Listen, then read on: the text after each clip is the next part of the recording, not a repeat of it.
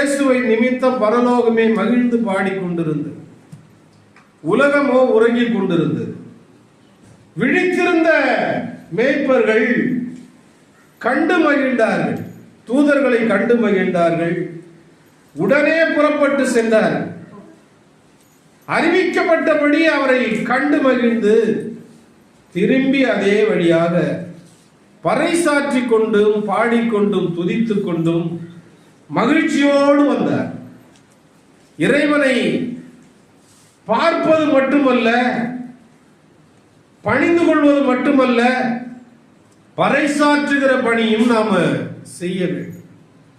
அவர்கள் அப்படித்தான் சொல்லிக்கொண்டே இயேசு பிறந்து விட்டார் என்று அறிவித்துக் கொண்டே பாடிக்கொண்டே துதித்துக் கொண்டே வந்தார். சும்மா வரவே இல்லை. ஞானிகள் வேறு வழியா போயிட்டாங்க, அவங்க துதிச்சாங்களா என்னன்னு எழுதப்படவே இல்லை. அவங்க வந்தது நல்ல வழியில வந்தாங்க, வழி மாறின பிறகு ஆண்டவர் நீங்க எந்த வழியா போயிடுங்கன்னு சொல்லிட்டாங்க. அதனால நம்ம வழி மாறாத பயணம் வேண்டும். வாழ்க்கையில நம்ம வழிமாற்றுகிற காரியங்கள் இருக்கிறது, அது பலவிதமான பாவங்களுக்கும் இடையூறுகளுக்கும் இட்டு சென்று விடும். நம்முடைய பயணம் மாறாமல் இருக்க வேண்டும். மேய்ப்பர்கள் அவர்கள் எப்படிப்பட்டவர்கள்? ஏன் மேய்ப்பர்களுக்கு முதலாவது அறிவிக்கப்பட்டது?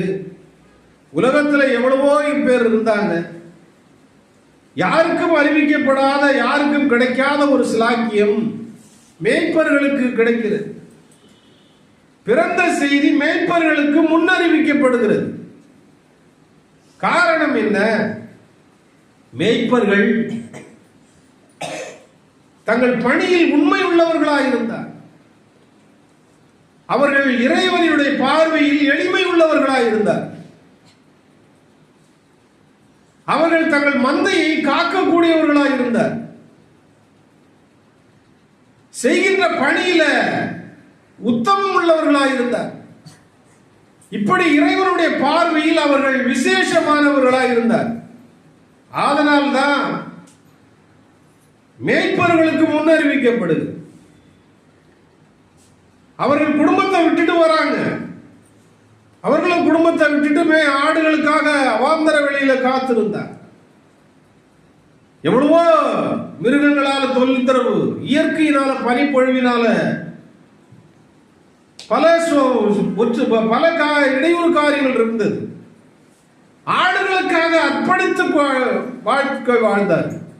அர்ப்பணிக்கிற ஜீவியம் செய்தார். செய்கின்ற பணியில உண்மை உள்ளவர்களாக இருந்தார். விழித்து இருக்கக்கூடியவர்களாக இருந்தார்.